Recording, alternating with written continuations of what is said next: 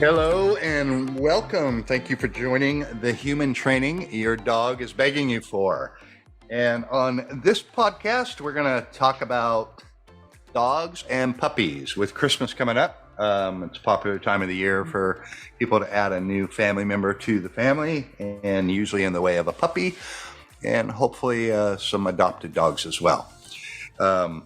Just seemed really opportune time to talk about this because a lot of times people just they adopt or get a great dog, but they don't exactly get the right dog for their family. So hopefully today's podcast will help you picking the right family member to join your family so they have a fabulous forever home with you and you with them. And again, I'm Charles Countryman, co-founder of Canine Culture, as well as Laura, co-founder of Canine Culture, and Hello. Wyatt and Julie. Wyatt is our head of evaluations, and Julie is our lead trainer. Good morning, guys. Hi. So we will get kicked off. Who wants to go first? How about Laura? What's the key things if someone's getting ready to pick a dog or a puppy for Christmas? What's the first things that you'd recommend people Think about? start with? You should start with what is your activity level, your real life activity level, not your pretend I'm going to run with this dog, going to play fetch with this dog every day. What do you really think you're going to actually do with this dog? If you guys are couch potatoes, you're not magically going to get a Malinois and start jogging and start doing bite work. Right. So that's the first thing you need to look at. What do you realistically want from a dog? Do you want a puppy? Do you want an older dog? Do you want a 1 to 2 year old dog? Where are you going to go to find this dog? So that's the first thing I would do is figure out what lifestyle you want with your dog. Do you want to be outdoorsy with your dog a lot? And the couch potato, that doesn't mean, we're not saying anyone's lazy, but, do you just want a dog that's going to really relax with you on the couch and be relaxed and not running around going, hey, what are we doing? What are we doing? What are we doing? And driving you crazy, because that's not the kind of dog you were really wanting. And now you're frustrated because your dog wants to go, go, go. And you would prefer after you get home from work to relax a bit. That's number one on that for sure. Picking the right energy level that matches your energy level. You get those two backwards and you're just going to have a lot of frustration. Your dog's going to be frustrated with you, and you're certainly going to get frustrated with your dog. But the problem is when your dog gets frustrated with you, they start taking that frustration out because now they're bored. So that's where you start seeing those destructive behaviors, chewing on things, going potty in the house, just really inappropriate behavior. And it's purely because they're bored out of their mind and they're trying to entertain themselves because you are not entertaining them. What are your thoughts on that, Julie? I think just in general, if you're considering getting a puppy or a new dog around Christmas time, you have to ask yourself what the actual reason is that you're doing it. I think a lot of people today enjoy getting puppies as gifts, or giving a puppy as a gift or receiving a puppy as a gift, but they don't really think it through all the way as to what all of that entails. When you get a puppy, I mean, most dogs, they live between 12 years to 15 years, depending on the breed and size and how well you take care of them. So you have to recognize that it's a that year-long commitment. It's not just you get a puppy and then when you're bored you can give it away. And that's where it makes me very sad. I think when people get Christmas puppies is that a lot of times those are the same dogs that end up back in shelters like 6 months later because they're just frustrated. Yeah, absolutely. It's a lifetime commitment, commitment for the lifetime of the dog that you got. Right.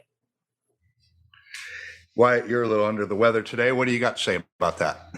I would say you can do everything right, but getting a puppy is always a gamble. You cannot, a breeder cannot guarantee anything. They can say, 90% of the time, this black lab puppy is going to be like a black lab, but you could just get that 10% that's crackhead hunting dogs. Right. you got to be okay to roll with the punches if you get a puppy. Yeah. You're really gambling a little bit because you don't know what that puppy's temperament's really going to be like at age 1 and age 2. Certainly DNA takes a lot into it, but so does just, those 2 fear periods it goes through. Did something traumatic happen to it? And now all of a sudden, this is kind of where that dog's at.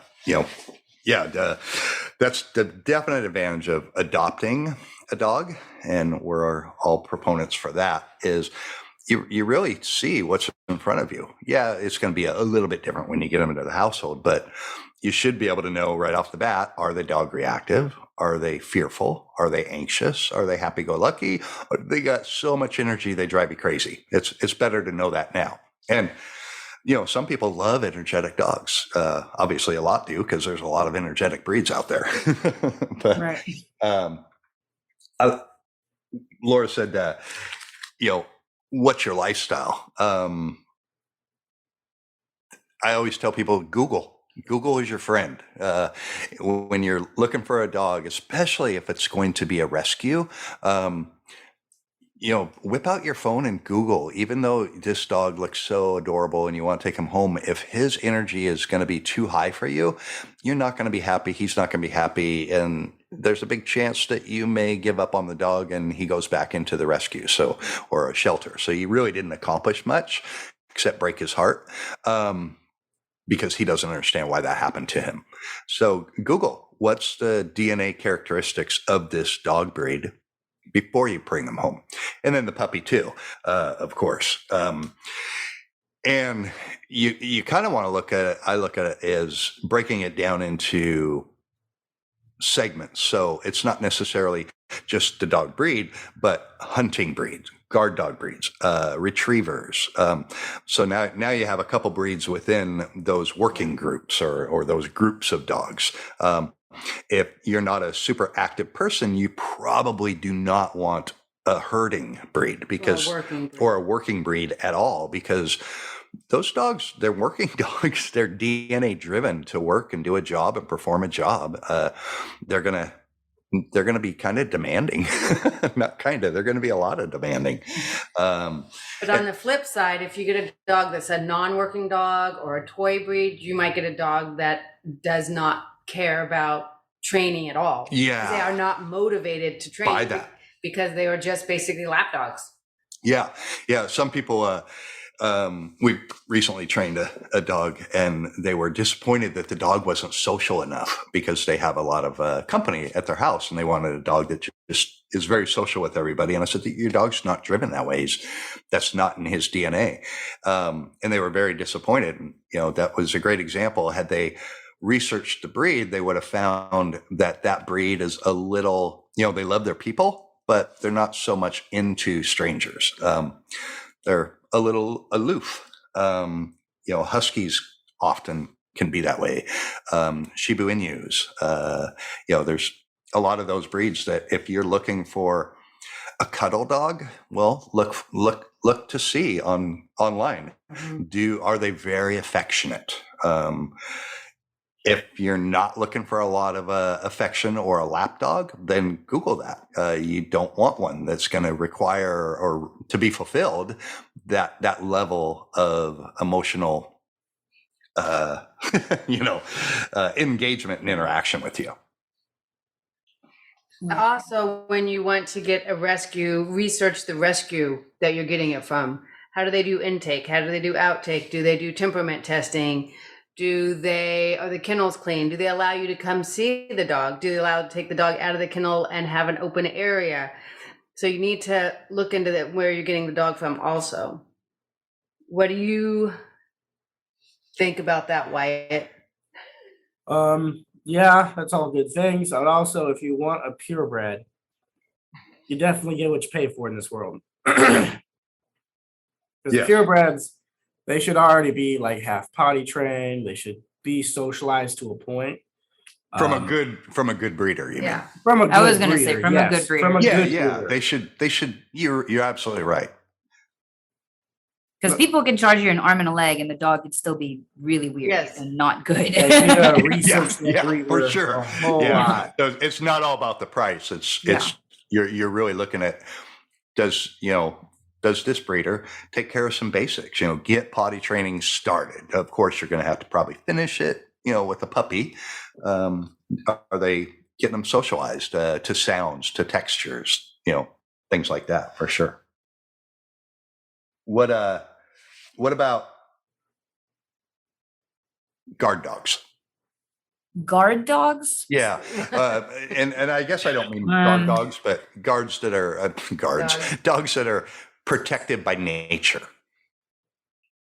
I mean, that's such a crazy topic nowadays, the guard dog thing, because so many people want to get Rotties and Dobermans and Mals, Shepherds, all of this stuff, all of these like supposed crazy breeds, which some of them are, don't get me wrong, but like they're wanting to get these breeds with the intentions of they have this mentality that their dog is going to be this crazy dog that's going to just save them from everything. And people don't realize that, first of all, protection work. There's a lot of things that go into protection work. Even if the dog has the ability to go in and bite and so on and so forth, there still has to be a specific temperament that goes into that, because you don't want to train a dog to bite and also have a dog that genuinely actually does not like humans and things like that. You wouldn't want to go down that road.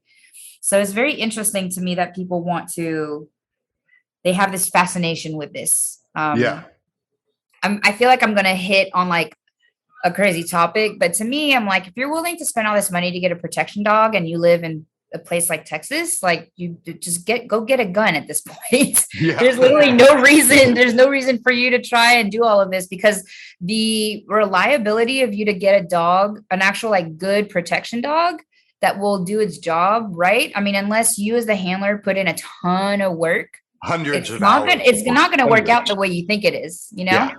Right. Agreed. 100%. Yeah. Because dogs are not robots.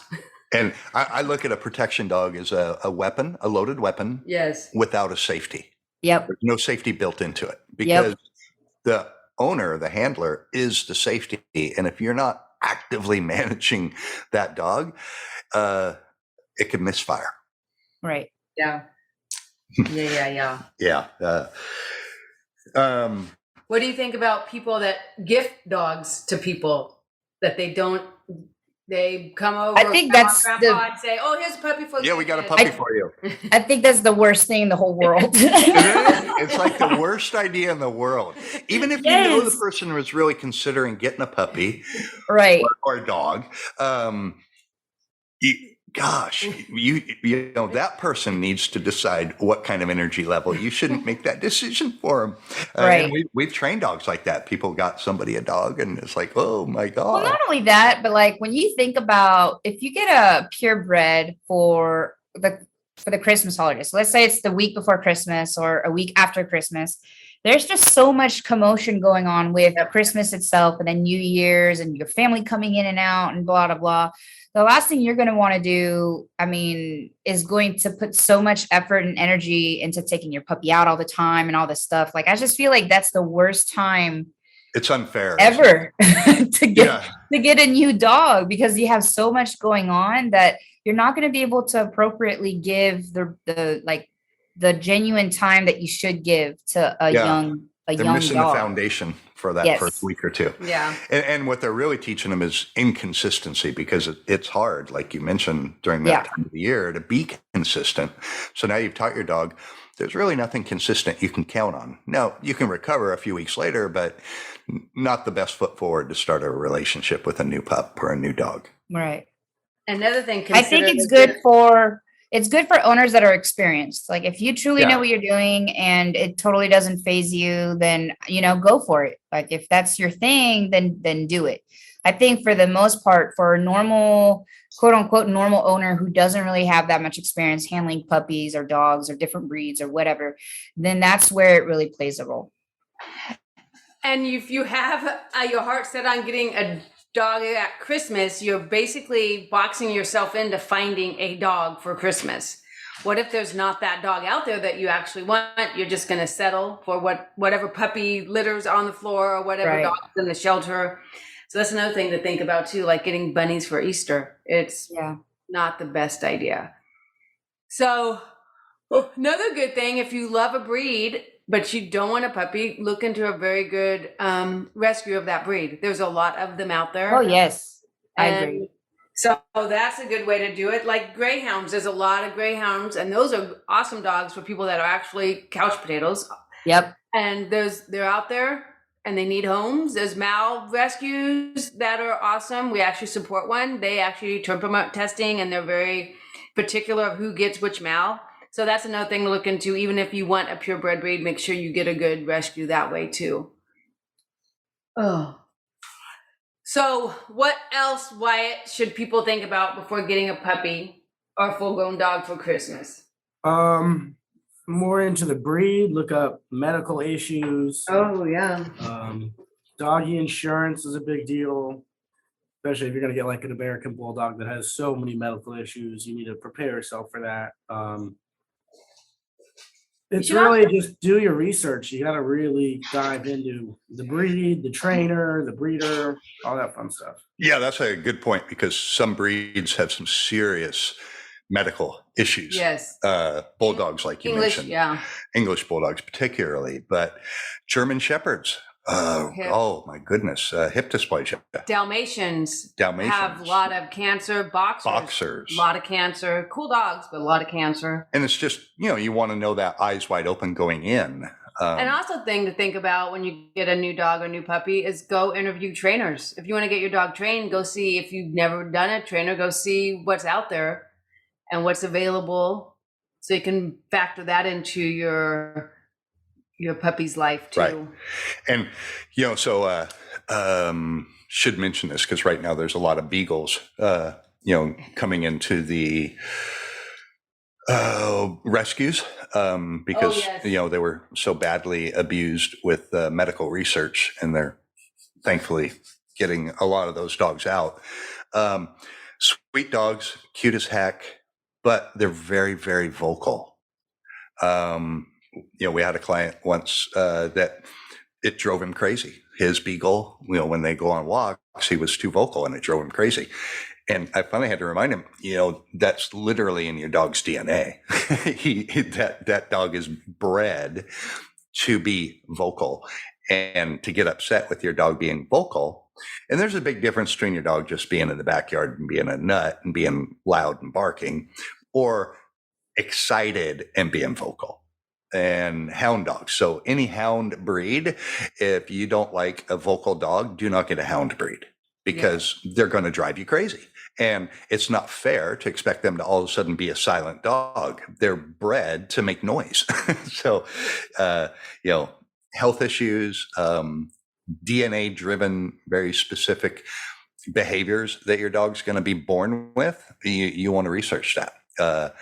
Poodles and doodles.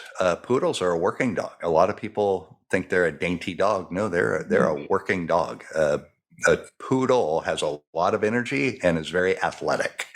Another thing to think about is grooming. Now that we saw talking about poodles, doodles, people think maintenance of your dog. Do you want a low maintenance dog or do you want a high maintenance dog? If you don't want a high maintenance dog, do not get a doodle or a poodle, because if you're not regularly grooming them, they're going to become matted. That's painful, very painful for the dog. And then they have to get shaved, and that's painful if they're shaving mats.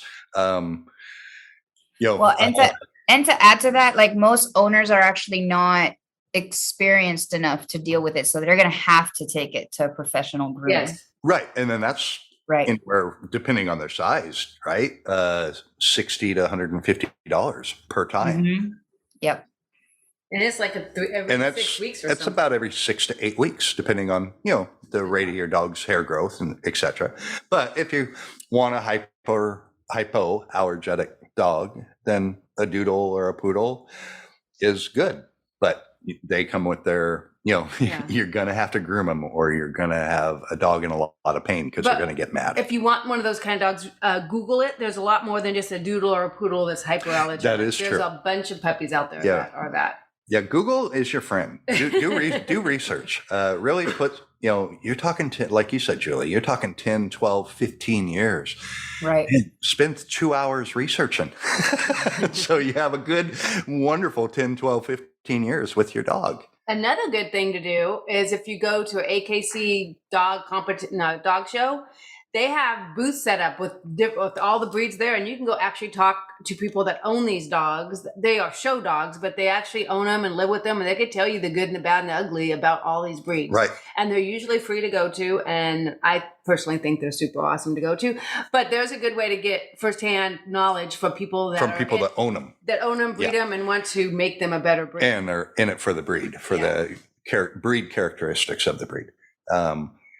And you look at both. You don't just want to look at, like, if you're Googling, for example, or talking to a breeder, not just what all the good behaviors are, but what are their annoying behaviors? And is that a deal killer? Is that going to be something that just drives you crazy? You want to know both sides so you can make a good decision of this breed is the perfect fit for our family. And I also realize children under a certain age they might think they want a dog, but actually you were getting the dog for you. You should not get a dog for a child. You should get a dog for the family. For the adults in the home. Yeah. Kids, you try that. Yeah, you're going to end up feeding the dog. Yeah, they'll help, and that's great. But, we all know the adults are the ones that end up, taking the burden of raising and caring for the dog. And like herding dogs is a good example. Any dog that would fall under the herding category. If you don't want to play tug, play fetch, or be fairly active with your dog, that would most likely be the wrong breed for you. And some big dogs, just because a dog's big, does not mean they're going to be a super active dog. Oh, no. To this day, I personally have never trained. Oh my gosh, I just forgot the breed. Newfie? No, not a Newfie, but it looks like it. Red, size of a Newfoundland, red, white, brown. I can see the dog in my. Bernese Mountain Dog? No. Oh my Lord, I cannot believe it. Anyway, they have very they're very relaxed dogs. They really have no typical behavioral issues, but my God, they drool a lot and they shed a lot. Yeah, that's most big mastiff breeds. But they're happy and content to go on a short stroll with you, and just hang out and lay and be chill. Yeah. So just because you have a big dog doesn't mean you're going to have a crazy energetic dog. Oh, no. And some dogs you think are super sweet, but they're actually very protective by nature. Pyrenees, Great Pyrenees. Oh yeah. We actually get a lot more Pyrenees than people probably think that are human and dog reactive. They protect their people. They protect their flock. They're a lot more protective than most people think. A lot of people call them a gentle giant, and they are to their people. But if you really got to socialize the dog really well, because they do have that DNA-driven, guarding instinct in them. Yeah. Any feedback on those? Any additions you want to add? Not really. You summed it up pretty well. All right. This podcast is going a little bit different than normal because we're at actually two different locations. So typically we feel like, it's more of a conversation, but we've never done it not looking at each other before. So it's that time of the year with Thanksgiving coming up. Two of us are at a different location today. So yeah, if you are about to get a dog, do your research. Decide if you want a puppy. Do you want to put that hard work in for 90 days to really establish some great routines and potty training? But even with a full-grown dog that's a rescue, you're still going to have to put effort in. There's no such thing as getting a dog without effort. And if you're unable to put in the effort, then you're definitely going to want to reach out to a trainer. And if you need help with training, we'd love to be part of your dog's training journey. And you can reach us at k-9culture.com. And we're located in the Dallas area, but we have clients from down by the coast as far away as Las Vegas. So, it really just depends on how far you're willing to travel. We do have a couple articles on our blog that might assist you if you're looking for making a decision on a dog. One is the title of the blog article is Guide to Adopting an Abused Dog. So if you do go to a shelter and you feel the dog might have been abused, I would highly recommend you read that article. So that way you give the dog a fair shake and really help them integrate into your home well. Also, another article on there's the 96 most popular dog breeds, and it's got a few traits on each of those 96 dog breeds. And if something that we talked about today spoke to you, reach out to us. We'd love to answer any questions you have. You can shoot us an email or go to our website, k9culture.com, and fill out a request for information form, and we'll do our best to answer your question on an upcoming podcast. And next week is that your kid? How embarrassing. When it's time to get a trainer, and we're going to talk about that. A lot of times people don't go out and do things with their dog because they're just embarrassed. And it's not necessarily your dog's fault. Actually, it's not your dog's fault. Your dog doesn't know how to behave in certain environments. They have to be taught how to behave in certain environments. So if your dog has any behavioral issues or just habits that embarrass you or frustrate you, be sure to tune in next week, and we'll talk about some common embarrassing traits and how to hopefully mitigate and make them go away. So until next time, thank you for joining us today, and go out and have fun with your dog. Bye.